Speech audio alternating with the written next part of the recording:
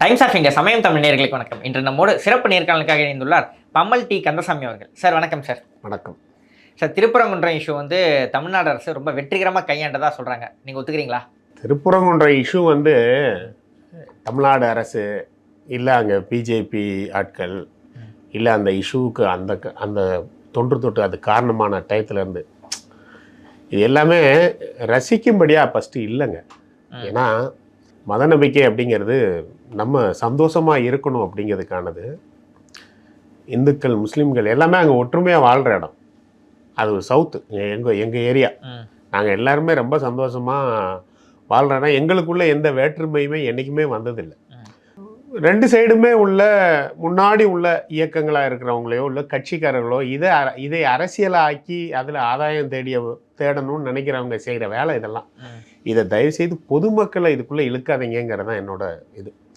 பொதுமக்களாக அங்கே எல்லாருமே நாங்கள் ரொம்ப சந்தோஷமாக, இந்துக்கள்னாலும் சரி இஸ்லாமியர்கள்னாலும் சரி எல்லாரும் ரொம்ப சந்தோஷமாக இணக்கமாக மாமன் மச்சானாக வாழ்ந்துக்கிட்டு இருக்குது. அரசியல் படுத்துறது தான் இதில் தவறு. சரி, ஓகே சார். இல்லை, அங்கே ஏதோ ஒரு மத மோதல் கிரியேட் பண்ணுறதுக்கு யாரோ ஒருத்தர் நீங்கள் பண்ணிட்டு இருக்காங்க அப்படின்னு குற்றம் சாட்டுறீங்க. அப்போ ஏதோ ஒன்று கிரியேட் ஆகுது அப்படின்னும் போது இது இந்த மாதிரி கிரியேட் ஆகக்கூடாது அப்படிங்கிற ஒரு நிலைப்பாடாச்சும் விஜய் சொல்லியிருக்கணுமா இல்லையா? இல்லை, விஜய் அவர்கள் இதை பற்றி பேசாமல் இருக்கிறது தான் நல்லது. அதுதான் நானும் சொல்லுவேன். அண்ணன் நாஞ்சில் சம்பத் அவர்களும் சொன்னாங்க. என்ன அப்படின்னா, இதை செய்கிறவங்க எல்லாம் இதில் அரசியல் தான் பண்ணுறாங்க. தயவுசெய்து அதை புரிஞ்சுக்கோங்க. இது ஒரு மனிதம் பேச வேண்டிய இடத்துல மதத்தை பேசி அவருடைய நம்பிக்கையை அவங்கள தூண்டி அந்த இடத்துல அவங்கள அரசியல் செய்ய பார்க்குறாங்க. ஆனால் மக்கள் விழிப்புணர்வோடு இருக்கும். மக்கள் எல்லாமே நீங்கள் எவ்வளோ சுற்றி இதில் கேள்வி கேட்டாலும் யார் அரசியல் செய்ய பார்க்குறா? எல்லா பகுதியில் உள்ள தலைமையில் உள்ள ஆட்கள். ஒரு இயக்கமாக இருக்கலாம், இல்லை ஒரு அரசியல் யார் ஸ்டார்ட் பண்ணாங்கன்னு உங்களுக்கு ஒரு பார்வை இருக்கும் இல்லையா? இல்லை, நம்ம அதை பற்றி நோண்ட வேண்டான்றேன் உங்களுக்கு. அது நீங்கள் இல்லை சார், ஒரு மத மோதலை கிரியேட் பண்ணுறாங்க அப்படின்னு அங்கே ஒரு பெரிய குற்றச்சாட்டு வருது. அங்கே அவ்வளோ கலவரம் வருது, ஒரு 500 பேர் கூடுறாங்க, போலீஸ்காரங்களை தாக்குறாங்க, அங்கேயும் சில காயங்கள் ஏற்படுது அப்படின்னு. இதை செய்கிறது எல்லாமே மதத்தின் பெயரால் அந்த மக்களை பயன்படுத்தும் அந்த இயக்கங்கள் இல்ல அமைப்புகள், இந்த பக்கம் முஸ்லீம் இயக்கங்களா இல்ல எல்லாருமே நீங்க தனியா இந்து முஸ்லீம்லாம் இதுல பிரிக்காதீங்க. எல்லாருமே இதுக்கு காரணம். அந்த இடத்தில் இதை தூண்டுற எல்லா இயக்கங்களும் அதுக்கு காரணம். மக்கள் காமன் பீப்புள் அங்க எதுவும் சண்டெல்லாம் போடலைங்க. காமன் பீப்புள் போடல சார். அவங்க ஒரு வினை வந்தாதானே அது எதிரி வினை வரும். ஒரு ரியாக்ஷன் நடந்தாதானே அந்த ரியாக்ஷன் இன்னைக்கு வர எல்லா இந்துக்களும் அங்க முஸ்லீம்களும் ரொம்ப சந்தோஷமா இருக்குங்க. தயவு செய்து இதை இந்த அரசியலாக்காமல், ஓட்டுக்காக அரசியலாக்காமல், அங்கே அவங்களுக்குள்ள ஏதாச்சும் ஒரு பெரிய அவங்களுடைய நம்பிக்கையை தூண்டி நம்பிக்கையை வேற விதத்தில் அவங்கள எடுத்துட்டு போயிடாதீங்க. தயவு செய்து நான் எல்லாத்தையும் கேட்டுக்கிறது தான். அது ஹூவர் நீங்க திருப்பி எவ்வளவு நோடுனாலும் அதுதான் என்னுடைய பதில். இல்ல சார், மாமா மச்சான் போல எல்லாம் அமைதியா இருக்காங்க. பொதுமக்கள் இதுல யாரும் இன்வால்வ் ஆகல, எல்லாம் கரெக்ட். பொதுமக்கள் எல்லாம் யாரோ ஒருத்தர் இங்க ஒரு பிரச்சனையை வரணும்னு ஸ்டார்ட் பண்றாங்க இல்லையா? அவங்களுக்கு நம்ம கண்டனம் தெரிவிக்கணுமா கூடாதா? அரசாங்கம் பார்த்துக்கணும், அரசியலமைப்பு சட்டம் பார்த்துக்கணும். அந்த வேலையெல்லாம் அரசியலமைப்பு சட்டத்துல இருக்கு. இந்த இடத்துல இல்ல நல்லா பார்த்தது நல்லா பார்க்கலாம்னு நான் சொல்ல மாட்டேன். இந்த அரசாங்கத்துக்கும் உள்நோக்கம் இருந்திருக்கு. அங்க உள்ள வேலை செஞ்ச அங்க அந்த இது சம்பந்தமா உள்ள அங்க கலந்துக்கிட்ட எல்லாருக்குமே ஏதோ ஒரு உள்நோக்கம் இருந்திருக்கு. அதனாலதான் மக்கள் இதுல இருந்து தள்ளி இருந்துட்டாங்க. சரி, ஓகே சார், நீங்க சொல்லிட்டீங்க. அட்லீஸ்ட் தாவேகா தரப்புல இருந்தோ இதை யாரும் அரசியல் படுத்த வேண்டாம் அப்படின்னு ஒரு ஸ்டேட்மெண்டாச்சும் கொடுத்துருக்கணுமா வேணாம்? தேவையில்லை. அதாவது நம்ம முதலமைச்சர் ஆகணும்னு நினைச்சிட்டு இருக்கோம், ஆளுங்கட்சி ஆகணும்னு நினைச்சிட்டு இருக்கோம். ஒரு முக்கியமான ஒரு பிரச்சனை வருது அப்படின்னும் போது நம்ம கண்டுக்கவே கூடாது. இல்ல கண்டுக்கிறது நீங்க அப்படி கிடையாது. இதுக்கு அவ்வளவு முக்கியத்துவம் கொடுக்காதீங்கன்னு சொல்றோம். ஏன்னா இன்னைக்கு அரசியல், தமிழக அரசியல் தாவேகாவும் தலைவர் விஜயையும் சுத்தி தான் நடந்துகிட்டு இருக்கு. பாஜகவோட மாநில தலைவர் நயினா நாகேந்திரன் தமிழ்நாடு அயோத்தி போல ஆகிறது தவறு இல்லைன்னு சொல்றாரு. இன்னைக்கு அரசியல் தாவேகா தலைவர் தளபதி விஜயை சுற்றி தான் நடந்துகிட்டு இருக்கு. அவர் சொல்ற ஒவ்வொரு வார்த்தையும் இங்கு உள்ள 6 கோடி 8 கோடி மக்களுக்கும் உலகத்தில் உள்ள அனைத்து தமிழர்களுக்கும் கொண்டு போய் சேர்ந்துகிட்டு இருக்கு. வைரல் மாதிரி போய்கிட்டு இருக்கு. எந்த ஒரு தவறான செய்தியையும் எந்த ஒரு தவறான மனநிலையும் எந்த மக்களுக்கும் ஏற்படுவதற்கு அவர் ஒரு துளி கூட அவருக்கு விருப்பம் இல்லை. ஒரு சின்ன விஷயத்தை கரெக்ட் பண்ணணும்னு நினைச்சு பெரிய பாதிப்பை ஏற்படுத்த விரும்பவில்லை. எல்லாம் ஒற்றுமையா இருங்கன்னு விஜய் வாயிலாந்து வந்தா இன்னும் எவ்வளவு பெரிய ஒரு ஸ்டேட்மெண்ட் அது. நீங்க மறுபடி இது பிஜேபி செய்யற வேலையை எங்களை செய்ய சொல்றீங்க, இல்ல அப்படின்னா அந்த சார், நம்ம முஸ்லீம் கொள்கை எதிரி அமைப்புகள் ஒண்ணு செய்றாங்க. இல்லைங்க, அவங்களுடைய நோக்கம் வேற, எங்களுடைய நோக்கம் வேற. எங்க அமைதி தான் எல்லாரும் அமைதியா இருக்கிறதுக்கு உண்டானது. நாங்க அமைதியா இருக்கிறதே எல்லாரும் அமைதியா இருக்கணும் அப்படிங்கிறது தான். தொடர்ந்து வந்து விஜய் வந்து இந்த விஷயத்துல கூட கருத்து எதுவும் சொல்லல. இதுக்கு முன்னாடி கவின் ஆணவ கொலையே எதுவும் சொல்லல. பாஜக சார்ந்த எதுக்குமே அதாவது மெட்ரோ திட்டத்துக்கு எதுவும் சொல்லல. தொழிலாளர்கள் சட்டம் வந்தது அதுக்கு எதுவுமே சொல்லல. பாஜக இன்வால்வ் ஆகிற எதுக்குமே வந்து முக்கியமா விஜய் வந்து கருத்து சொல்ல மாட்டாங்க அப்படின்னு ஒரு குற்றச்சாட்டு. இல்லைங்க, இன்னைக்கு வந்து தமிழகத்தில் எவ்வளவு பெரிய மாற்றம் ஏற்படணும் அப்படிங்கிறது தான். இன்னைக்கு திமுக அரசை தான் நம்ம வந்து இன்னைக்கு அகற்றப்பட வேண்டிய அரசு. திமுகவுக்கு எதிராக தான் ஒரு கூர்மையான ஒரு விமர்சனம் வைக்கப்படணும். இன்னைக்கு அதை சிதறடிக்கிறதுக்கு நீங்க என்ன வேணாலும் சொல்லலாம். தொழிலாளர் நலச்சட்டம் இதே திமுக கொண்டு வந்தது. திமுகவும் தான் குறை சொல்லல, திமுகவும் தான் அதுக்கு அறிக்கை விடல. திமுக ஏன் போய் கேட்கல நீங்க? எதிர்ப்பு தெரிவிச்சிருக்காங்க. எங்க எதிர்ப்பு தெரிவிச்சாங்க? ஏதாச்சும் ஒண்ணு காட்டுங்க. சார், கனிமொழி அவர்கள் அறிக்கை கொடுத்திருக்காங்க. என்ன அறிக்கை கொடுத்தாங்க சொல்லுங்க? என்ன அறிக்கை கொடுத்தாங்க சொல்லுங்க? அந்த சட்டத்தை கொண்டு வந்ததே திமுக தானே. அண்ணன் திருமாவளவனும் அப்புறம் தமிழக வாழ்வு உரிமை கட்சி அவரும் சேர்ந்து தானே அதை எதிர்த்து, கம்யூனிஸ்ட் கட்சியெல்லாம் எதிர்த்து வாபஸ் வாங்கினாங்க. திமுக எங்க அறிக்கை கொடுத்தது? திமுக இதை எதிர்க்கவே இல்லை. சரி, ஓகே சார். விஜய் வந்து அதுக்கு கருத்து, அதாவது நீங்களும் இது எலக்டோரல் ரீதியா தான் அணுகுறீங்களோ அப்படின்னு. இல்ல, இப்ப நம்ம வந்து திமுக எதிராக தான் கருத்து சொன்னா அவங்க தான் நம்ம எதிரியா ஃபிக்ஸ் பண்றோம் அப்படின்னா, அப்படி கிடையாது. சமூக பிரச்சனைக்கு ஏதாவது வரும்போது அதுக்கு நம்ம எல்லாம் தேவையான இடத்துல வந்து தேவையான கருத்தை அவர் சொல்லிக்கிட்டு தான் இருக்காருங்க. ஒரு விஷயம் புரிஞ்சுக்கோங்க, நீங்க எத்தனை தடவை திருப்பி கேட்டாலும் இன்னைக்கு எங்களுடைய கூர்மையான விமர்சனம் திமுகவை நோக்கி மட்டும்தான் இருக்கும். இந்த எலெக்ஷன் ரொம்ப முக்கியம், தேர்தல் ரொம்ப முக்கியம். அதை கவனத்தை சிதறடிக்க முடியாது. இன்னைக்கு நாம தமிழக வெற்றி கழகமும் எலக்டோரல் ரீதியா மட்டும்தான் இந்த சமூக பிரச்சனை. நீங்க எப்படி வேணாலும் அதுக்கு உருவகம் கொடுத்துக்கோங்க. இது சரியான நடவடிக்கைன்னு நான் நினைக்கிறேன், நான் நம்புறேன். எல்லா மக்களும் இதை நம்புகிறார்கள். நீங்க வந்து எல்லா கவனத்தையும் சிதறதுக்கு எல்லாத்துலயும் உழப்ப சொல்றீங்க. அப்படி உழப்பக்கூடாது. எந்த இடத்துல இன்னைக்கு திமுக பிஜேபி கூட கள்ள தொடர்பு வச்சுக்கிட்டு இருக்கு. இன்னைக்கு ரேஷன் ஊழல்ல திமுகவுக்கும் பிஜேபிக்கும் பங்கு இருக்கு.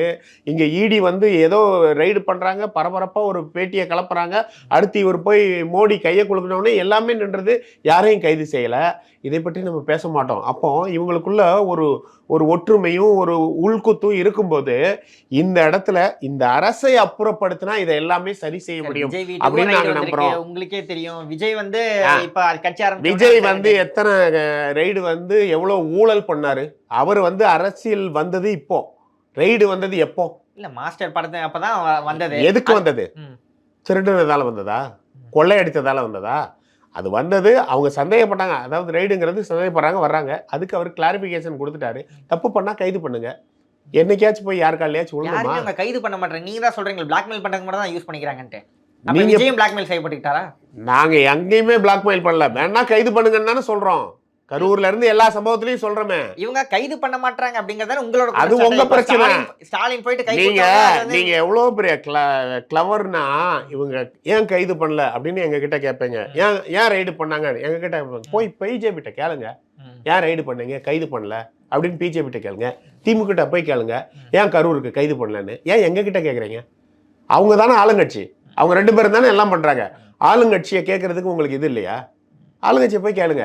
சும்மா எங்கிட்டே வந்து கேட்டுருக்கீங்க. நாங்க பாதிக்கப்பட்ட ஆட்கள். நீங்க ஏன் உங்களை கைது பண்ணல, ஏன் உங்களை கைது பண்ணல, போய் பிஜேபி கிட்ட கேளுங்க, போய் டிஎம்கே கிட்ட கேளுங்க. அவங்க பதில் சொல்லுவாங்க. அவர்கள் உள்நோக்கம் வந்து எங்களை அசைச்சு பார்க்கணும். அதெல்லாம் முடியாது. மக்கள் எங்க கூட இருக்கிறாங்க. சரிங்களா? அதனால நீ இதெல்லாம் தேவையில்லாத ஆணி. இன்னைக்கு ஃபோக்கஸ் டிஎம்கே தான். 2026 இவ்வளவு தூக்கி போட்டாலே டிஎம்கே பிஜேபி தமிழகத்திலிருந்து அப்புறப்படுத்துறோம். பிஜேபி புற இது வழியா திமுக கூட சேர்ந்துக்கிட்டு தான் வேலை செஞ்சுக்கிட்டு இருக்காங்க. அதனால பிஜேபியும் திமுகவும் வேறங்கிறது வெளியில போய் வேற யார்ட்டையாச்சும் சொல்லிக்கோங்க. எங்களை பொறுத்தவரை 2 பேரும் ஒன்று தான். இப்போ திமுக தான் குறி அப்படின்றீங்க. காங்கிரஸ் அப்படியே உங்கள் பக்கம் இருக்கிறதுக்கு இன்னும் கூட அந்த பேச்சு நடந்துகிட்டே இருக்குன்ட்டு காங்கிரஸ் சார்பாக ஒரு 5 கொண்ட குழு வந்து கூட்டணி பேச்சுவார்த்தைக்காக அமைக்கப்பட்டிருக்காங்க. நீங்கள் ஏன் சார் பிரவீன் சக்கரவர்த்தி கூப்பிட்டு சந்திச்சுட்டு இருக்கீங்க? அங்கே தான் நீங்களே கூட பார்த்தீங்களா? இப்போ பார்த்தீங்களா மறுபடியும் நீங்கள் ஏன் சார் கூப்பிட்டீங்க? ஆமாம், விஜய் தானே சார். விஜய் ஓகே சொல்லாமே பிரவீன் சக்கரவர்த்தி வந்து பார்த்துருப்பாரு. யார் வந்தாலும் வரவேற்போம், நம்மளுடைய மரபு அதுதான். யார் வந்தாலும் வரவேற்போம். தமிழ்நாட்டுல எத்தனையோ அரசியல் தலைவர்கள் விஜய் பார்க்கறதுக்காக வெயிட் பண்ணிட்டு இருக்காங்க. எல்லாருமே கூப்பிட்டு விஜய் பார்த்துறாரா? அவர் ஓகே பிரவீன் சக்கரவர்த்தி மேல இருந்து அவருக்கு விருப்பமான ராகுல் காந்தி சொல்லியிருக்கலாம், கொஞ்சம் பேசுங்கன்னு சொல்லியிருக்கலாம். அதனால வாங்க பேசுவோம்னு சொல்லியிருக்கலாம். வந்தா பேசதாங்க செய்வோம். இதுல உங்களுக்கு என்ன பிரச்சனை? இல்ல இதுல உங்களுக்கு என்ன பிரச்சனை? நீங்க வந்து திமுக கூட்டணிக்குள்ள ஒரு குழப்பத்தை உண்டாக்குறீங்களா இல்ல காங்கிரஸை உடைக்கிறதுக்கு நீங்களே ஏதாவது பிளான் நீங்க பண்ணீங்களா? காங்கிரஸ்ட்ட போய் கேள்வி கேளுங்க, இல்ல திமுக போய் கேள்வி கேளுங்க. ஏன் அவங்கள வெளியில விடுறீங்க அப்படின்னு திமுக கேளுங்க. அவர் வந்தா இல்ல காங்கிரஸ போய் கேளுங்க, ஏன் இங்க பேசும்போது அங்க பேசுறீங்கன்னு. எதுக்கு எங்களையே வந்து நோன்றீங்க? இப்ப புரியுதா உங்களுக்கு? வந்து இளைச்சவன் கிடைச்சா அவனை கொட்டிக்கிட்டே இருக்கலாம் அப்படின்னு உங்களுக்கு வந்து சார் சொன்னீங்க. விஜய் சுத்தி தான் அரசியல் சுத்திட்டு இருக்கேன். அதுக்கு தான் பதில். இது எல்லாருமே பெர்செப்ஷன் பாலிடிக்ஸ் தாங்க இது.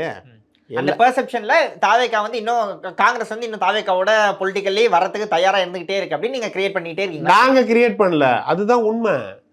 நாங்க கிரியேட் பண்ண வேண்டிய அவசியமே இல்லை. நாங்க எங்கேயாச்சும் போய் யாராச்சும் வாங்க வாங்க வாங்கன்னு கூப்பிட்டுக்கிட்டு இருக்கோமா?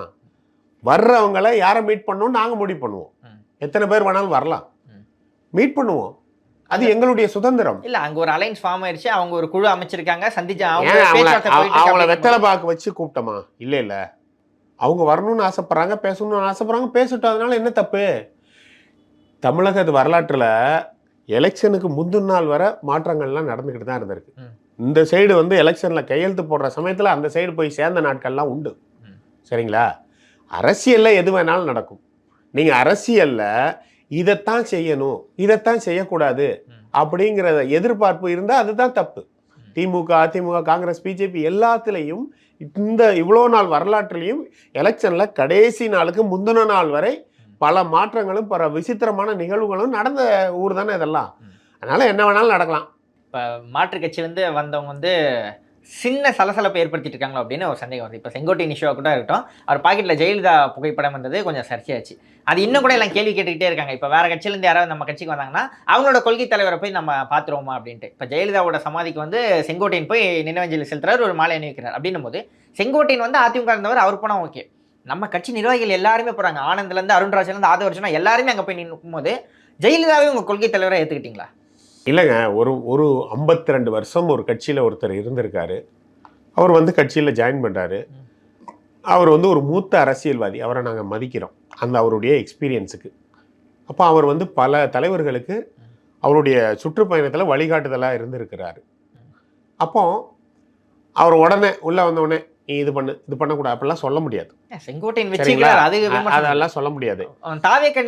ஒரு மரியாதை தான். அவங்க கூட இருக்கிறாங்க, வாங்க போலான்னு கூப்பிட்டா அதெல்லாம் இல்லைங்க நீங்கள் போயிட்டு வாங்க அப்படிலாம் சொல்ல முடியாது. நீங்கள் ஃபஸ்ட்டு எல்லா கட்சியிலையும் இருக்கிற கருணாநிதி சமாதிக்கு நம்ம கூட்டம் நம்ம டக்குன்னு போயிருப்போமா? அது எங்களுடைய விருப்பம். ஜெயலலிதாக்கு போனதும் உங்களோட விருப்பம். அது எங்களுடைய விருப்பம். நீங்கள் வந்து நீங்கள் இப்போ கருணாநிதி ஜெயலலிதா பற்றி பேசுறதுக்கு எனக்கு இஷ்டம் இல்லை. ஏன்னா அவங்க நோ மோர். இறந்த தலைவர்களை பற்றி நான் வந்து ஏதாச்சும் ஒன்று பேசி அது கொச்சையாக நான் மனதாரவே விரும்பலை. சரிங்களா?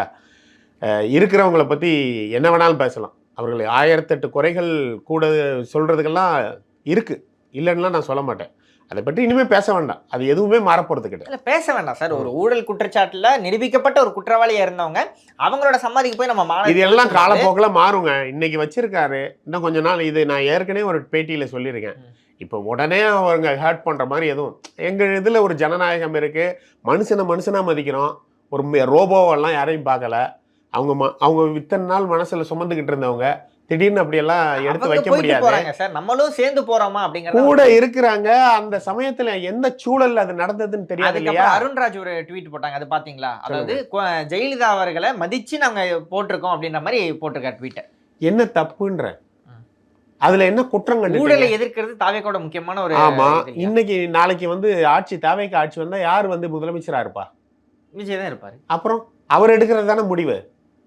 இல்ல ஊழலை இல்லைங்க, நீங்க ஒரு சமாதிக்கு போறதுனாலயோ ஒரு போட்டோ வச்சிருக்கறதுனால எதுவும் மாறாது. அது ஜஸ்ட் அவங்களுடைய மன திருப்திக்கு. ஃபர்ஸ்ட் அதை புரிஞ்சுக்கோங்க. கொஞ்சம் மனிதத்தன்மையோட எல்லாத்தையும் அணுகலாம். ரோபோ கிடையாது நம்ம எல்லாருமே. இன்னைக்கு எத்தனை பேர் கட்சியில சேர்ந்தாலும் எத்தனை கூட்டணிகள் வந்தாலும் தலைமை ஏற்க போறது தளபதி விஜய் தான். தளபதி விஜயின் தலைமையில் தான் ஆட்சி நடக்க போகுது. அப்போ நாங்க சொல்ற ஆட்சி தான் நடக்கும். ஊழல் இல்லாத வெளிப்படைத்தன்மை உள்ள எல்லாருக்குமே எல்லாமே அப்படிங்கிற மாதிரி பிறப்போக்கு எல்லாம் உயிருக்கும் எல்லாருமே சமமா நடத்தக்கூடிய ஒரு ஆட்சி தான் நடக்க போகுது. முடிவு எடுக்கும் அதிகாரம் எங்க கையில தான் இருக்க போகுது. அதனால நீங்க சும்மா எல்லாத்துலேயும் ஒரு சட்டத்திட்டம் போட்டு எல்லாத்தையும் தடுக்க வேண்டாம். அவர்களுடைய மனநிலை அதை உடனே அவர்களுடைய நாங்கள் வந்து அவங்கள ஹர்ட் பண்ணலாம் விரும்பலை. காலப்போக்கில் எல்லாமே மாறும். நீங்கள் சொல்கிற போட்டா கொண்டு எல்லாமே மாறும். காலப்போக்கில் மாறும்னா இது வந்து வரலாற்றில் ஒரு பிழையாக இருக்குமோ அப்படின்றத பிழையெல்லாம் கிடையாது. யார் சொன்னா பிழைன்னு? ஒரு பிழையும் கிடையாது. இதுக்கு மேல எல்லாம் மாறிட்டுனா இதுக்கு மேல ஜெயலலிதா அவர்கள் சமாதிக்கு போக மாட்டோம் அப்படின்ற மாதிரி நான் பொருள் எடுத்துக்கலாம் இல்லையா? நாங்க யாருடைய மனநிலையும் புண்படுவதற்காக பேசல. நீங்க மறுபடியும் இறந்த தலைவர்கள் பத்தி பேசினா இறந்த தலைவர்களை பத்தி நான் இல்லங்க. பேசல. அவங்கள வந்து நம்ம வழிகாட்டி எடுத்துக்கிட்டோமான்னு நான் உங்ககிட்ட கேக்குறேன். இல்லங்க, வழிகாட்டியே எடுத்துக்கணும் அப்படிங்கறத தாண்டி அன்னைக்கு அண்ணன் செங்கோட்டையன் வந்திருக்காரு, அவர் விருப்பப்பட்டிருக்காரு, அது நடந்திருக்கு. அவர் அவ்வளவுதான். போயிட்டு போறாரு சார். நம்ம சரிங்க. பொதுச் செயலாளரும் சேர்ந்து எதுக்கு சார் போறாரு? எல்லாரும் சேர்ந்து போனது அன்னைக்கு என்னவா பேசிக்கிட்டாங்கன்னு நமக்கு தெரியாது இல்லையா? அவங்க வந்து ஒரு அவருடைய விருப்பத்துக்கு ஏற்ப கூட இருக்கலாம். வாங்க எல்லாரும் போலாம் அப்படின்னு கூப்பிட்டுருக்கலாம். அதனால தப்பு கிடையாது. போனதுமே தப்பு கிடையாதுன்னு தான் நான் சொல்லுவேன். அதுல என்ன தவறு இருக்கு? ஒரு மறைந்த தலைவருக்கு ஒரு மரியாதை செலுத்த போறாங்க. அவர் 50 வருஷமா அவங்க கூட இருந்திருக்கிறாங்க. இப்போ விட்டுட்டு வராங்க. உடனே நீ வந்து இதை செய்யக்கூடாது, அதை செய்யக்கூடாது, இது செய்யணும், அது செய்யணும். இது ஒன்றும் அப்படியே கட்டுப்படுத்தி ராணுவ கட்டுப்பாடு அப்படிங்கிறதே மனநிலையில இருக்கட்டும். ஒன்று செய்யும் போது அது எல்லாருக்குமே அந்த லட்சக்கணக்கான தொண்டர்கள் இருக்கும் போது எல்லாருக்குமே அது வழிகாட்டியே சேரும் இல்லையா? அதனால நான் கேட்கிறேன். மாற்று கட்சியில இருந்து வர்றவங்கள கொஞ்சம் அப்படிதாங்க நம்ம அரவணைக்கணும். அவங்களுடைய மனநிலையில போய் தான் அரவணைக்கணும். நீங்க 4 மாசம் எலெக்ஷன் போது எடுத்தவொடனே எல்லாமே சரியாகும். நீங்க எத்தனை தடவை திருப்பி நடந்துருச்சு? எத்தனை தடவை நடந்துச்சு? வந்தாங்க. ஆனா வரும்போது அது எப்படிங்க, ஒரு வீட்டுல இருந்து வரும்போது அந்த வீட்டை விட்டு வரும்போது அந்த ஃபீல் இருக்க தாங்க செய்யும். அவங்கள போய் ஏன் நம்ம வருத்தப்பட வைக்கணும்? அதனால உங்களுக்கு என்ன சந்தோஷம் கிடைச்சிட போகுது? எனிவே ஆட்சி நம்மளுது, தலைமை நம்மளுது, முடிவெடுக்க போறது நாம். ஏன் நீங்க தேவையில்லாத கம்பரிசன்? அவங்க மரியாதைக்கு போறாங்க, அவங்க மேல உள்ள அன்புல போறாங்க, போயிட்டு போறாங்க, எல்லாரையும் கூப்பிடுறாங்க, அதனால போய் பார்த்தாலும் தப்பு கிடையாது. அதுக்காக அவங்க செய்யற எல்லாத்தையும் திருப்பி செய்வோம் அப்படின்னு அர்த்தம் கிடையாது. திமுகலோ யாரோ ஒருத்தர் ஒரு மூத்த அமைச்சர் வந்து அது எங்களுடைய விருப்பம். அதான் நான் சொல்லிட்டேன்ல, இந்த இடத்துல எங்களுக்கு நெருடல் இல்லை, இன்னொரு இடத்துல நெருடல் இருந்தா செய்ய மாட்டோம். அது எங்களுடைய விருப்பம். இதுதான் சார். இப்ப ஜெயலலிதா சமாதிக்கு போகும்போது எங்களுக்கு நெருடல் இல்லை, கருணாநிதி சமாதிக்கு போகும்போது எங்களுக்கு வந்து நெருடல் இருக்கும் அப்படின்னா அங்கேயே நீங்க வந்து பிரிச்சுட்டீங்க. இவங்களை ஏத்துக்கிறோம், அவங்கள நம்ம ஏத்துக்கல அப்படிங்கிறது இங்கே முடிவாயிருது இல்லையா? நீங்க யாரை ஏத்துக்கிட்டாலும் ஏத்துக்கிடாட்டாலும் ஆட்சி தளபதி தலைமையில் நடக்க போகுது. யாரை போய் பார்த்தாலும், யாரு சமாதிக்கு போனாலும், ஏத்துக்கிறோம், யாரை போய் ஏத்துக்கிட்டாலும், யாரு சமாதியில போய் நின்னாலும் ஆட்சி தளபதி தலைமையில் தான் நடக்க போகுது. ஆட்சி முடிவெடுக்கும் அதிகாரம் தளபதிக்கு தான். சரியா? எங்களுடைய இது ஜனநாயகப்படி யாரையும் மனசு புண்படு மாதிரி நடந்துக்க மாட்டோம். அது பாட்டுக்கு இருந்துட்டு போகுது. காலப்போக்கில் அது மாறும் அப்படின்னு நாங்க நம்புறோம். உங்களுக்கு என்ன பிரச்சனைன்னு எனக்கு தெரியல. நான் காலப்போக்கில் நீங்க போட்டோ வைக்க சொல்றீங்கல்ல, அது தளபதி போட்டோவாகவும் மாறும். அது நாங்கள் வந்து அழுத்தி பிடிச்சி ஒரு வேலை செய்ய அப்படின்லாம் சொல்ல மாட்டோங்க. இது தளபதியோட ஸ்டைல். இதுதான் எல்லாரையும் பிடிச்சி அப்படியே ஒரு ஒரு ஒரு சட்டம் போட்டு அதெல்லாம் இல்லை. அன்பால் அரவணைக்கிற தோரணை தான் தளபதி. எல்லாருக்கும் அன்பை கொடு, அதனால எந்த தப்பும் கிடையாது. தப்பு பண்ணாங்களா, சரி பண்ணலாம், தப்பு கிடையாது, விடு, சரி பண்ணிடுவோம். எப்படினாலும் முடிவெடுக்க போகிறது அவங்க கிடையாது. முடிவெடுக்க போகிறது கட்சியிலனாலும் சரி, ஆட்சியிலனாலும் சரி, எல்லாரும் சேர்ந்து முடிவெடுப்போம், பேசி முடிவெடுப்போம். ஆனால் தளபதி தான் தலைமை, தளபதி தான் சிஎம். அதனால தப்பு நடக்காது. அதனால யாரையும் ரொம்பலாம் துன்பப்படுத்தியோ அவங்க மனசு கஷ்டப்பட மாதிரியோ ஒரு விஷயம் செய்ய வேண்டிய அவசியம் இல்லை. காலம் அவர்களை மாற்றும், அதை நாங்கள் நம்புகிறோம். இப்போ விஜய் வந்து புதுச்சேரிக்கு வந்து பொதுக்கூட்டத்துக்காக போகிறார் அப்படின்னும் போது இந்த பொதுக்கூட்டம் மட்டுமே நம்ம பண்ணிகிட்டு இருக்கோமே, அது இன்னும் எத்தனை நாள்? நீங்கள் சொல்கிறீங்க விஜய் வந்து எங்கே போனாலும் அந்த கூட்டம் என்பது சேரும், இது வந்து டிஜிட்டல் மீடியா இப்போ வந்ததுக்கப்புறம் 1000 லட்சக்கணக்கான பேர் ஒரே இடத்துல போய் பார்த்துருவாங்க. ஆனால் நம்ம தொகுதிக்கு வந்து டேரெக்டாக வாக்கு கேட்காம ஒவ்வொரு மாவட்டத்தோட தலைநகரில் போயிட்டு ஒரு வாட்டி பேசும்போது நமக்கு அந்த இம்பாக்ட் வந்து ஃபுல்லாக இருக்குமா? இத்தனை வருஷம் திராவிட கட்சிகள் வந்து ஒவ்வொரு வாட்டி இம்பாக்ட் ஃபுல்லாக போய் நீங்கள் ஒவ்வொரு வீட்லையும் வாக்கு கேட்பாங்க அப்படின்னும் போது விஜய் வந்து இது பண்ணால் மட்டுமே போதுமா? இன்னும் எத்தனை நாளைக்கு பொதுக்கூட்டத்தை மட்டும் நடத்திட்டு இருக்க போகிறார் அப்படின்னு ஒரு கேள்வி வருது இல்லையா? வேற என்ன பண்ணும்? மக்கள் சந்திப்பு தான். மக்கள் சந்திப்பு நீங்கள் பர்மிஷன் வாங்கி கொடுங்க, நாங்கள் தயாராக இருக்கோம். உங்கள் இன்ஃப்ளூயன்ஸை வச்சு கொஞ்சம் பெர்மிஷன் வாங்கி கொடுங்க. என்ன கேள்வி இது? அபத்தமான கேள்வி. எங்களுக்கு நாப்பில் போகக்கூடாதுன்னு இருக்குது. இன்னைக்கு விட்டீங்கன்னா நாங்கள் போகிறதுக்கு தயார். கொஞ்சம் பெர்மிஷன் வாங்கி கொடுங்க. கொடுக்குறத தாங்க எடுத்து செய்ய முடியும். பொதுக்கூட்டத்துக்கு தான் அனுமதி தராங்க, வேறு வழி இல்லை. ஆனால் இதில் என்ன விசித்திரம் அப்படின்னா, அது உண்மையும் கூட, விசித்திரமும் கூட, உண்மையும் கூட. எங்களுக்கு மட்டும்தான் 78 கண்டிஷன். ஏன்னா கூட்டம் வருது. உண்மைதான், எங்களுக்கு மட்டும்தான் கூட்டம் வருது, வேறு யாருக்கும் கூட்டம் வர்றதில்லை. மற்றவர்களுக்கு வர்றதெல்லாம் கூட்டப்படக்கூடிய கூட்டம். 300 ரூபா 500 ரூபா கோட்ரு, கோழி பிரியாணி. எங்களுக்கு தானாக சேர்ற கூட்டம். அந்த கூட்டம் கூடுறதே எங்களுக்கு பெரிய மைனஸாக அவங்க காட்டுறாங்க. ஒரு இடத்துல ஒரு சம்பவம் அசம்பாவிதம், அது நினைத்து பார்க்கக்கூட முடியாத ஒரு சம்பவம் நடந்துருச்சு. அதனால எல்லா இடத்துலையும் இது தொடரும் அப்படின்லாம் ஒன்றும் அர்த்தம் கிடையாது. இப்படி பார்த்தா எடப்பாடி அவர்கள் கூட்டத்தும் இப்போ கூட்டினாரு, அதில் கூட ஒருத்தருக்கு ஹார்ட் அட்டாக் வந்தது. ஆக்சிடெண்ட்டுங்கிறது எல்லா இடத்துலையும் நடக்க தான் செய்யுது. நான் இந்த ஆக்சிடெண்ட் நடக்குதுங்கிறதுக்காக அதை இது கூட கம்பேர் பண்ணல. அதில் இழக்க முடியாத இழப்பு, அது எங்கள் குடும்பத்தோட இழப்பு. நீங்கள் நான் ஒரு இது சொல்லும்போது அதை இது கூட கம்பேர் மட்டும் பண்ணிடாதீங்க. நான் இயல்பாக ஒரு விஷயம் சொல்றேன். அந்த எஸ்ஓபிக்கு லேட் பண்ணிட்டே போகிறான்னு நினைக்கிறீங்களோ? இல்லை, எங்களுக்காக தான் அது. நாங்கள் வந்து களத்தில் இறங்கிடக்கூடாது. எங்களை எப்போதுமே வந்து இவங்க வந்து களத்தில் இறங்காமல் பார்த்துக்கணும். ஆனால் எவ்வளோ நாள் பார்த்துப்பாங்க? ஆனால் எங்ககிட்ட ஒரு நம்பிக்கை உண்டு, உண்மையும் கூடாது. நீ எவ்வளோ நாள் வேணாலும் இழுத்துட்டு போ, தேர்தல் தேதி அனௌன்ஸ் பண்ணிட்டா நீங்கள் பீஸ் போடுங்கண்ணா பாம்பு, ஒன்றுமே செய்ய முடியாது. தேர்தல் அதிகாரம் ஃபுல்லாக தேர்தல் ஆணையத்தில் இருக்கும். அன்னைக்கு எல்லாரும் ஒன்று தானே, உனக்கு என்னவோ அதுதானே எனக்கும், எனக்கு என்னவோ எல்லாம் தானே எல்லாருக்கும். அன்னைக்கு நாங்கள் பரப்புரை பண்ணுவோம். எங்களுது நாங்கள் தீர்க்கமாக நம்புகிறோம், தளபதி அவர்கள் ஒரு ட்விட்டோ ஒரு வீடியோவோ போட்டாலே அடுத்த செகண்ட் எல்லா வீட்டுக்குள்ளேயும் அது போயிடுது. பரப்புரை அப்படிங்கிறது அந்த காலத்தில் நீங்கள் வந்து அரசியல்வாதி மாதிரியே, அதாவது இந்த பழைய அரசியல்வாதி மாதிரியே திங்க் பண்ணாதீங்க. கண்டிப்பாக மீடியாவை சந்திக்கணுமா, மீடியாவில் பேசணுமா, பரப்புரை போடணுமா, அதெல்லாம் வேணும், வேண்டான்னு சொல்ல மாட்டேன். தேவைக்கேற்ப ஏற்ற இறக்கங்களை குறைச்சிக்கலாம். அன்னைக்கு டெக்னாலஜி கிடையாது. ஒரு காலத்தில் வெறும் மேடை பேச்சு, மைக்கை வச்சு பேசி பேசி அண்ணா அவங்கெல்லாம் பரப்புரை பண்ணாங்க. அடுத்த காலத்தில் கட்சி ஆரம்பிக்கும் போதே கூடவே ஒரு சேனலும் ஆரம்பிச்சுக்கிட்டாங்க. சேனல் ஆரம்பிக்காத கட்சியே இல்லை, கட்சி அப்படின்னால கூட சேனல். தொலைக்காட்சி ரொம்ப ரீச் கொடுத்தது, அது 90s காலகட்டம். இன்னைக்கு இன்டர்நெட் யுகம், சமூக வலைதள காலம்.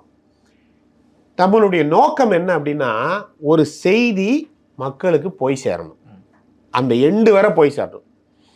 அந்த எண்டில் உள்ள பிரச்சனைகள் தலைவர்களுக்கு வந்து சேரணும். அப்போ தான் அதுக்கு நம்ம என்ன பிரச்சனை அப்படிங்கிறத எடுத்து அதுக்குண்டான தீர்வு கொடுக்கலாம், இல்லை போராடலாம், அதெல்லாம் கேள்வி கேட்கலாம். அந்த கம்யூனிகேஷன் இன்னைக்கு வந்து டெக்னாலஜியாக மாறிடுச்சு. இன்னைக்கும் பரப்புரை நீங்கள் பர்மிஷன் கொடுத்தா நாங்கள் டெய்லி கூட பரப்புரை போக தயார். பர்மிஷன் கொடுத்தா கூட்டம், இந்த கூட்டம் இல்லை, மிகப்பெரிய கூட்டம் கூடுவதற்கு தளபதிக்காக தளபதியின் தம்பிகள் காத்துக்கிட்டு இருக்கோம். ஆனால் இந்த அரசாங்கம் அரசியல் பண்ணுது. நீங்கள் எவ்வளோ நாள் பண்ண முடியும் நாங்களும் பார்க்குறோமே. இவங்க என்ன செய்வாங்கன்னா, பிள்ளையும் கிள்ளி தொட்டிலையும் ஆட்டுவாங்க. இப்போ அது கூட ஊடகமும் சேர்ந்துக்கிடுச்சு. நீங்களும் அது கூட சேர்ந்து கேள்வி கேட்குறீங்க, ஏன் வந்து நீங்கள் பரப்புரைக்கு வரவில்லை, பொதுக்கூட்டம் மட்டும் போதுமா? என்னமோ நாங்கள் தான் வந்து அதை டிசைட் பண்ணுற மாதிரி. எங்ககிட்ட டிசைட் பண்ணுற அத்தாரிட்டி இல்லை. இன்றைக்கி கூட வந்து ஈரோட்டில் நாங்கள் ஒரு பொதுக்கூட்டம் கேட்டோம், நிராகரிச்சிட்டாங்க. 75,000 பேர் கூட முடியாது அப்படின்னாங்க. ஆனால் அதே இடத்துல கோபிச்செட்டிப்பாளையத்தில் இவர் வந்தார், 50,000 பேரோ 70,000 பேரோ அப்படின்னு சொன்னாங்க. சரிங்களா? அவ்வளோ பேர் வந்தாங்கன்னு சொல்கிறாங்க. எவ்வளோ பேர்னாலும் வரட்டும், நீங்கள் அவங்களுக்கு கொடுக்குற சுதந்திரம் எங்களுக்கு கொடுக்கல இல்லை, அந்த சுதந்திரத்தை பிடிச்சி வச்சுக்கிட்டீங்க. இதுவே எங்களுக்கு பெரிய ரீச். எல்லா இடத்துலையும் போய் மக்கள்லாம் கேட்குறாங்க, ஏன் வந்து பர்மிஷன் கொடுக்க மாட்டேங்காங்க அப்படின்னு. நேற்றெல்லாம் நான் ஒரு டிவியில் ஒரு பெரியம்மா, ஒரு 80 வயசு இருக்கும், அவங்க பேசுகிறத பார்த்தேன். விஜய் தம்பிக்கு இப்படி பண்ணுறாங்க அப்படின்னு. அப்போது பெரியவர்கள் வரை ரீச் ஆயிடுச்சு. அவங்களுக்கெல்லாம் எப்படி தெரியும்? அவங்க வீட்டு குழந்தைகள் இருக்காங்க, ஜென்சி கிட்ட இருக்காங்க, அவங்களுடைய பேரம்பேத்திகள், அவங்களுடைய உலகம் இல்லையா? ஒரு 70-80 வயசு ஆட்களுக்கு அவங்களுடைய பேரம்பேத்திகள் அவங்களுடைய உலகம். அவங்க கூட அவங்க பேசுவாங்க, கொஞ்சுவாங்க. அவங்க சின்ன அந்த காலத்து ஆட்கள் இல்லையா, அவங்க வளர்த்த பேரம்பேத்திகள். அப்போ அவர்களுடைய விருப்பம் இவர்களுக்குள்ளே போகுது. ஒரு அப்பா அம்மா இருக்காங்க, என் பையன் ஆசைப்படுறான், என் பொண்ணு ஆசைப்படுது, அது அவர்களுக்குள்ளே போகுது. ஜென்சி கிட்டோட வீரியம் என்னன்னு தெரியுதா? ஒரு ஜென்சி கிட் முடிவு பண்ணிட்டா அது குடும்பத்தோட முடிவாகவே அது மாறுது. அப்போது எல்லா வீட்டிலையும் பல இடங்கள்ல இதுக்கு முன்னாடி எப்படி நடந்திருக்குன்னா, ஒருத்தர் வந்து ஏடிஎம்கே காரராக இருப்பான், ஒருத்தர் டிஎம்கேக்கு போய் ஓட்டு போடலாம். சம்டைம்ஸ் அதெல்லாம் நடந்திருக்கு. அதெல்லாம் பல உதாரணங்கள் இருக்குது. கட்சியிலேயே இவன் இந்த சைடு அந்த சைடு நிற்கிறதெல்லாம் இருக்குது. இன்றைக்கி அந்த நிலைமை திமுக அதிமுகவில் மட்டும்தான் இருக்குது. தாவேகாவை பொறுத்தவரை அது ஏடிஎம்கே குடும்பமாக இருந்தாலும் சரி, டிஎம்கே குடும்பமாக இருந்தாலும் சரி, அந்த கிட்டு என்ன முடிவெடுக்கானோ அதுதான் எல்லாருக்குமா போய் சேருது. அப்போ இனிமே வெஹிக்கிள் எதுவாக இருந்தாலும் சரி, அந்த வெஹிக்கிளில் வருவாங்க, ஓட்டு தாவேகாக்கு போடுவாங்க. குடும்பமாக தயாராகிட்டாங்க. ஒவ்வொரு குடும்பமும் தாவேகாக்கு ஓட்டு போட போகிறாங்க. அந்த குடும்பம் எந்த கட்சி குடும்பமாக இருந்தாலும் சரி, என் பேரன் சொல்லிட்டான், என் பேத்தி சொல்லிருச்சு, என் புள்ள சொல்லிருச்சு, என் மக சொல்லிட்டா. இல்லை, ஒரு சின்ன ஹைபோதெட்டிக்கல் கேள்வியாக கூட இருக்கலாமே. 2024 நாடாளுமன்ற தேர்தலில் அண்ணாமலை வந்து கோயம்புத்தூர் நின்னார். அப்போ வந்து அண்ணாமலை இப்போ ரீசெண்டாக கூட குற்றம் சாட்டினாரு, அதிமுக வாக்குகள் எல்லாருமே பிளான் பண்ணி திமுக காரங்களுக்கு போட்டாங்க. சப்போஸ் அங்கே எல்லாமே கன்சால்டேட் ஆகிட்டு தான் திமுக ஜெயிச்சது, இல்லைன்னா பாஜக வந்து முன்னாடி வந்திருக்கும், பிளான் பண்ணி என்ன தோக்கடிச்சிட்டாங்க அப்படின்ற மாதிரி ஒரு குற்றச்சாட்டு. இப்போ 2026 தேர்தலில் தாவேக்கான்னு ஒரு புதிய கட்சி களமிறங்கும் போது அவங்களுக்குள்ள ஒரு அண்டர்ஸ்டாண்டிங் இருக்கும் அப்படிங்கிறது நீங்களும் குற்றம் சாட்டிட்டு வரீங்க. அப்படின்னும் போது அவங்களோட எதிர்ப்பு வாக்கள் மொத்தமாக ஒரே கட்சிக்கு போயிடுச்சு அப்படின்னா அது தாவேக்காக்கு பலம் குறைஞ்சிருந்தானே. ஒன்று சொல்கிறேன் கேளுங்க, திமுகவுக்கு ஒரு பூத்தில் அதிகபட்சம் 2-3 பேர் கூட கிடையாது, நிதர்சனமான உண்மை. ஆனால் எலெக்ஷனுங்கும் போது 50 பேர் வந்து ஓட்டு கேட்குறாங்க. இப்போ ஒரு பூத்துங்கிறது ஒரு 4 தெரு, 4 தெருவில் அவங்க சொல்கிறது ஒரு 10 பேர், 10 குடும்பம், 10 பேர் இல்லை 10 குடும்பம், 10 பேர்னா 10 குடும்பம் இல்லையா? 4 தெருவில் ஒரு 400 வீடு இருந்தால் தான் அது ஒரு பூத்து. 10 குடும்பம்லாம் திமுக கிடையாது, நீங்கள் எங்கே வேணாலும் போய் செக் பண்ணிக்கோங்க. ஆனால் எலெக்ஷனுக்கு அப்போ மட்டும் ஒரு 50 பேர் அந்த வார்டு ஃபுல்லாக இருந்து எலெக்ஷன் பரப்புரைக்கு வர்றாங்க. அப்போ நீங்கள் 10 குடும்பமே இருக்குன்னு வச்சுக்கிட்டா கூட 70,000 பூத்து தான், 68,000 சில்லறை தான். அப்போ குடும்பத்தோடு பார்த்தீங்கன்னா 70,000 × 4, 4 28 லட்சம் பேர் தான் பூத்து வர உள்ளவங்க. மீதி ஒரு 50 லட்சம் பேர் அந்த கட்சியில் உள்ள மற்ற பதவிகளில் இருக்க குடும்பங்கள்னு வச்சுக்கோங்க. மிஞ்சி போனால் 80 லட்சம் ஓட்டு. அதை தாண்டி திமுகவுக்கு ஓட்டே கிடையாது. அதுதான் நிதர்சனமான உண்மை. அதிமுக அது அழிஞ்சு தேஞ்சு போய்கிட்டு இருக்கு, கட்டரும்பா ஆகிக்கிட்டு இருக்கு. பாதி பிஜேபி தின்னுருச்சு, பாதி திமுக தின்னுருச்சு. 80 லட்சங்கிறது நிர்வாகிகளோட ஓட்டு மட்டும், நிர்வாகிகள் மற்றும் குடும்பங்கள். திமுகவோட குடும்பம், திமுக அதிகபட்சமே இவ்வளவுதான் இருக்க முடியும். அப்ப கண்டிப்பா 80 லட்சம் ஓட்டு வந்துரும். அதுலயும் ஒரு ஓட்டம் இருக்க, அதுல ஜென்சி கிட்ட இருந்தா அந்த ஓட்டு எங்களுக்கு வந்துடும். நான் தானே சொல்லிக்கிட்டு இருக்கேன், நான் அதை அனுபவபூர்வமா நான் கேட்டிருக்கேன். எப்பா என்னப்பா, நான் அந்த கட்சியில வேலை பார்த்துருக்கேன், என் பையன் அப்படி இருக்கான், என் பையன் ஆசைப்பட்டான், சரி விடு, இது ஒரு பொழப்பு. திமுக அதிமுக அரசியல் வந்து வியாபாரம் தான், வியாபாரத்துக்காக தான் அரசியல்லே இருப்பாங்க. ஒன்று அவர்கள் சம்மந்தப்பட்ட வியாபாரத்துக்கு உதவியாக இருக்கும், இல்லை அரசியலே வியாபாரமாக இருக்கும். அதனால் அவங்க அங்கேருந்து இங்கே வரலாம் மாட்டாங்க, அதை மைண்ட் செட்லேயே இருப்பாங்க. பட்டணம் அமுக்கும் போது ஸ்டாலின் பார்க்கலாம் மாட்டார், உதயநிதி பார்க்கலாம் மாட்டார், அவங்க பஸ்ஸில் போய் எங்கள் பட்டணம் அமுக்குவாங்க. அதுதான் நடக்க போகுது. குடும்பம் 80 லட்சம் ஓட்டு இருந்தாலும் அதுலேயும் ஒரு ஓட்டம் இருக்குது. அது ஜென்சி கிட் 2K கிட் அங்கே இருக்காங்க. அந்த குழந்தைகளோட ஆசையை அந்த பெற்றோர்கள் நிறைவேற்ற போகிறாங்க. ஏன்னா அவங்களுக்கும் அங்கே போர் அடிச்சிருச்சு, வேறு வழி இல்லாமல் அங்கே இருக்காங்க. இந்த ஆட்சி 75 வருஷம் ஆனாலும் அந்த அனுபவம் இங்கே இல்லை. ஏன்னா ஒரு அனுபவம் மிக்க ஆட்சினா ஊழல் இல்லாத ஆட்சியாக இருக்கணும். இவங்க வந்து சாராயத்தை இவங்களே காய்ச்சிறவங்க கட்சியில் வச்சுருக்காங்க, சாராயத்தை ஊற்றி விற்கிறதுக்கும் கடையை வச்சுருக்காங்க, சாராயத்தை 50% கிட்டத்தட்ட பிடிஆர் சொன்னபடி பார்த்தா பில் இல்லாமல் விற்றுக்கிட்டு இருக்காங்க.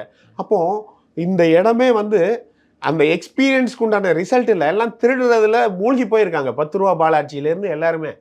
அப்போ இன்னைக்கு ஒரு அமைச்சர் மீது கூட குற்றச்சாட்டு இல்லாமல் இல்லை, எல்லாருமே அதிருப்தியில் தான் இருக்காங்க. இன்னொன்று மன்னர் பரம்பரையாக ஆயிடுச்சு. ஒரு இடத்துல ஒருத்தர் வார்டு செயலாளர் ஆனால் கூட, மாவட்ட செயலாளர் ஆனால் கூட, அமைச்சர் ஆனால் கூட, எம்எல்ஏ ஆனால் கூட எல்லாமே அவங்க குடும்பத்திலேருந்தே வந்துக்கிட்டு இருக்காங்க. அந்த ஒரு போக்கு நடந்துருச்சு. கீழே உள்ள அந்த பூத்து நிர்வாகிகள் இல்லை கிளை நிர்வாகிகள் அதன் மேலே பெரிய என்னப்பா நம்ம கடைசி வரை போஸ்டர் தான் ஒட்டணுமா, கடைசி வரை எலெக்ஷன் வேலை மட்டும் தான் பார்க்கணுமா, அந்த மனநிலைக்கு வந்துட்டாங்க. அவர்கள் எல்லாம் சத்தம் இல்லாமல் வாக்குகளை டிவிக்கு திருப்ப போகிறாங்க. இந்த எலெக்ஷன் திமுக அதிகபட்சம் ஒரு 50லேருந்து 70 லட்சம் ஓட்டு வாங்கும், அதுக்கு மேலே வாங்கவே வாங்காதுங்க, எழுதி வச்சுக்கோங்க. அதிமுக அதே மாதிரி தான் 30-40 லட்சம் ஓட்டு வாங்கும், அதுக்கு மேலாம் வாங்காது. அதிமுக ஏற்கனவே இந்த 2024 நிறைய இடத்துல டெபாசிட் போய் நிறைய இடத்துல 3வது 4வது இடத்துக்கெல்லாம் போயிடுச்சு, அது கழுத தெரிஞ்சு கட்டரமாகிக்கிட்டு இருக்கு. அதிமுக தொண்டர்கள் எல்லாரும் டிவிகேயை விரும்புகிறார்கள். அதிமுக தொண்டர்கள் எல்லாமே அவங்க வந்து டிஎம்கேக்கு போக மாட்டாங்க. ஏன்னா எம்ஜிஆரோ ஜெயலலிதா அவர்களோ திமுகவே அவர்கள் எதிரி கட்சியாக தான் பார்த்து, ஜெயலலிதா அரவணைக்கிறதுக்கு இது ஒரு வியூகமா பார்க்கலாம். நீங்கள் எப்படி வேணாலும் எடுத்துக்கோங்க, நீங்க எப்படி வேணாலும், உங்க கருத்துக்கு வியூகமா பார்க்கலாமா? வியூகமாலாம் பார்க்க வேண்டாம், நீங்க எப்படி வேணாலும் எடுத்துக்கோங்க. எதையோ கொண்டு வந்து இல்லைங்க, எந்த அமைப்பும் அமைக்கலாங்க, அவங்க விரும்பலங்க, இயல்பாவே விரும்பல. நீங்க திமுக எதிர்த்து எத்தனை கட்சிகள் வந்திருக்குன்னு பாருங்க. மக்கள் நீதி மையம் வந்தது, மதிமுக வந்தது, தேமுதிக வந்தது, எல்லாமே அவர் இல்லை சொல்றேன், இவர்கள் எல்லாமே இல்லை, திமுக அதிமுக எல்லாமே எதிர்த்து எப்போ அவங்க கூட மறுபடி போய் நின்னாங்களோ அவங்க எல்லாம் காணாமல் போயிட்டாங்க. ஆனால் அதிமுக திமுகவை எதிர்த்து வந்து கடைசி வரை, கடைசி தலைவர் வரை இன்னும் போய் திமுக கூட கூட்டணி சேரல, அதனால தான் அது தனியாக நிற்கிது. ஆனால் இன்று அந்த மக்கள் வந்து எனக்கு தலைமை பெரிய அளவில் ஈர்ப்பா இல்லை அப்படின்னு இன்னொரு தலைமையை தேடிக்கிட்டு இருக்கும்போது விஜய் அவர்களுக்கு ஒரு நல்ல தலைமையாக தெரிகிறாரு. அவர்களால் அங்கே திமுகலேருந்து திமுகவுக்கு போக முடியாது, திமுகவுக்கு அதையும் தாண்டி நிறைய பேர் போயிருந்தாலும் உண்மையான தொண்டர்கள் அதிமுக தொண்டர்கள் போக முடியலை. இப்போ அவங்க எல்லாமே டிவிகேக்கு நோக்கி வந்துக்கிட்டு இருக்காங்க. டிவிகேக்கு ஓட்டு போட தயாராகிட்டாங்க குடும்பமாக. அதனால் இந்த 2026 எலெக்ஷனில் மோர் தென் 50%, நான் சொல்கிறது மோர் தென் 50%ங்கிறதுனால அது 51, 56, 60 அதெல்லாம் நமக்கு தெரியாது. ஒரு பெரிய மேஜிக் நடக்க போகுது. இந்த சைடு எல்லா கட்சி வாங்கும் ஓட்டும் இவர்கள் வாங்கும் ஓட்டு ஏணி வச்சா கூட எட்ட முடியாத அளவு இருக்க போகுது. தமிழகம் அந்த மாற்றத்துக்கு தயாராகிடுச்சு. 2026 இது உங்களுக்கு ஒரு பெரிய, என்ன ரொம்ப ஓவராக சொல்கிற அப்படிங்கிறதெல்லாம் இருக்கலாம், பார்க்குறவங்களுக்கு கூட இருக்கலாம். ஒரு மேஜிக், ஒரு ஒரு சரித்திரம், அதெல்லாம் இப்படி தான் நடக்கும். ஒரு ஒரு ஒரு புரட்சி, அதெல்லாம் இப்படி தான் நடக்கும். இது பல இடங்களில் நடந்திருக்கு. 3% வெறும் ஓட்டு வாங்கின ஒருத்தர் ராஜபக்சேயை ரீப்ளேஸ் பண்ண இது இன்னைக்கு நடந்திருக்கு. ஒரு பெரிய ஆளுன்னு காட்டியிருந்த ராஜபக்சே 3% சுருங்கினது அங்கே நடந்திருக்கு. இது பல இடங்களில் மக்களுடைய மனநிலை தானே. மக்கள் மனநிலை பல மேஜிக்களை உண்டாக்கும். 2026 தமிழ்நாட்டில் நடக்க போகிறது ஒரு பெரிய மேஜிக். அந்த மேஜிக் பெயர் தளபதி விஜய். 2026 தளபதி சிஎம் ஆக போகிறாரு. அப்புறம் கூடி சீக்கிரம் தளபதி அங்கே சிஎம் ஆகி ஒரு நேஷனல் பார்ட்டியாக கூட தமிழக வெற்றி கழகம் மாறக்கூடிய சூழ்நிலை இன்றைக்கி இருக்குது. அந்த சூழ்நிலையை 2026 எலெக்ஷன் முடிஞ்ச உடனே நீங்கள் பார்ப்பீங்க. ஓகே, ரொம்ப விரிவாக உங்களோட கருத்துக்களை சொன்னீங்க. ரொம்ப நன்றி சார், நேரத்தை கொடுத்து உங்களோட கருத்துக்களை